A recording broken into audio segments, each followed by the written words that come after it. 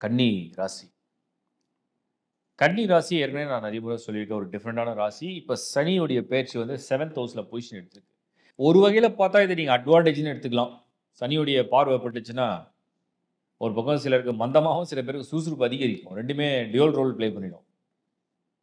ஒரு வகையில சனி வந்து லார்ட் ஆஃப் 5 அண்ட் 6 உங்களுக்கு 5ம் 6க்கும் அதிபதி. அப்போ 5 கூடிய சனி வந்து 7ஆம் இடத்துல நிக்கும்பொழுது, புத்திய வந்து நல்லா கூர்மையா ஆக்டிவேட் பண்ணும். இது ஒரு பெரிய ப்ளஸ்ஸா நான் பார்க்குறேன்.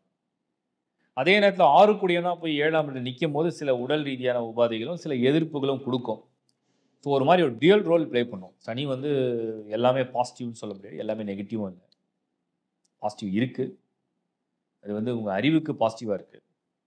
பட் நடக்கிற அந்த சூழ்நிலை எல்லாமே ஒரு எதிர்ப்பு, போராட்டம்லாம் கலந்து தான் அது நடக்கும். ஸோ அப்படி ஒரு தன்மையில இருக்கு அப்படின்னு வச்சுக்கோங்க. இப்ப நம்ம ஃபர்ஸ்ட் அந்த கன்னி ராசியுடைய நட்சத்திரங்கள எடுத்துருவோம். உத்திரம் அப்படிங்கிற நட்சத்திரத்தில பாதம் 2, 3, 4 கன்னியில தான் வரும். சூரியனுக்கு மொத்தமே 6 வருஷம் தசை. ஒரு பாதம் ஆல்ரெடி கட்டு 1½ வருஷம் போயிடுச்சு. பாக்கி 4½ வருஷம் இருக்கு. அப்புறம் நட்சத்திரம் பார்த்தீங்கன்னா, அடுத்தது வந்து ஹஸ்தம். 4 பாதங்கள் ஒரே தடவ 10 வருஷம். அப்புறம் சித்திரை 1, 2 பாதம். இப்ப கன்னியில வந்து உத்திரம், அஸ்தம், சித்திரை எந்த நட்சத்திரத்தில நீங்க பிறந்திருந்தாலும், ஒரு தோராயமான ஒரு கணிப்பு அப்படின்னா ஒரு 10 இயர்ஸ் போட்டுக்கலாம். இந்த ராசிக்கு ஒரு 10 வருஷம் செவ்வாய் தசை முடியுதுன்னே வச்சுப்போம். இல்ல 15 வருஷம். ஒரு 10 to 15ல உங்களுக்கு செவ்வாய் தசை முடியுதுன்னு வச்சுப்போம். தோராயமா நான் சொல்றேன். அதுக்கு அடுத்து ராகு ஒரு 18 வருஷம் ரோல் ப்ளே பண்ணுவார். கிட்டத்தட்ட 30, 33 ராகு. ஸோ இளமை காலம் கன்னி ராசியில பிறந்தாலே பார்த்தீங்கன்னா, இளமை காலம். டீனேஜ் முடிஞ்ச உடனே ராகு தான் சார்ஜ் எடுக்கும். ராகு நல்லா இருந்தா பெரிய சக்சஸ். கன்னியில பிறந்து. ராகு சரியில்ல நிறைய உலக அனுபவத்த குடுத்துரும். 33 வரைக்கும் உங்களுக்கு ராகு எப்படியும் ரூல் பண்ணும். தோராயமா சொல்றேன். அதுக்கடுத்து குரு. தெளிவை தருவார் குரு. ஒருவேளை நீங்க 33, 35ல இருக்கீங்கன்னா, குரு தசையில இருப்பீங்க. கன்னி ராசியில பிறந்து குரு தசைக்கு வந்துருவீங்க. அப்ப குரு வந்து உங்களுக்கு வாழ்க்கைய பத்தின ஒரு புரிதல குடுப்பாரு. ஒரு அனுபவ அறிவு, ஒரு தெளிவு. யாரோ ஒரு நல்ல ஒரு லெசன் லைஃப்ல சொல்லுவாங்க. எல்லாமே நம்ம அனுபவிச்சு கத்துக்க முடியாது. சிலத வந்து நம்ம அனுபவிச்சு கத்துக்குறோம். சிலத வந்து நம்ம மத்தவங்ககிட்ட பார்த்து, கேட்டு, தெரிஞ்சு கத்துப்போம். ஸோ அந்த ஒரு அமைப்ப அந்த குரு ஏற்படுத்துவார். அவர் கிட்டத்தட்ட அவருடைய பீரியட வந்து 50 வயசு வரைக்கும் எக்ஸ்டெண்ட் பண்ணிடுவார். ஸோ ரஃப்லி அந்த 33, 35, 40, 45, 50 வரைக்கும் குரு.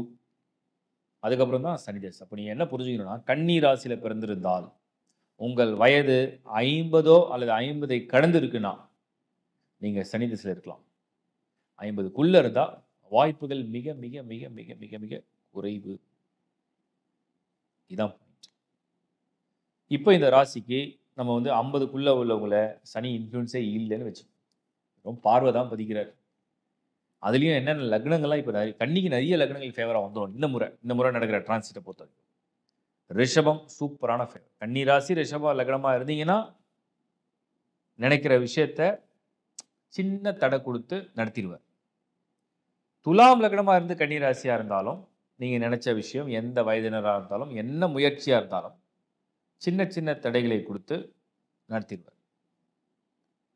அடுத்தது கன்னி ராசியா இருந்து மிதுன லக்னமா இருந்தீங்கன்னா, உங்களுக்கு அவரும் பலன் குடுப்பார். மிதுன லக்னமும் பலன் குடுக்கும். விருச்சிக லக்னம் பலன் குடுக்கும். மகர லக்னம் பலன் குடுக்கும். ஸோ பலன் குடுக்குற லக்னங்கள் எடுத்தீங்கன்னா, ரிஷபம், துலாம். அதுக்கு அடுத்த லெவல்ல மகரம், விருச்சிகம். அதுக்கு அடுத்த லெவல்ல மிதுனம், கன்னிக்கு கன்னி. இது எப்படின்னா 90, 70, 50ன்னு வச்சுக்கங்களேன்.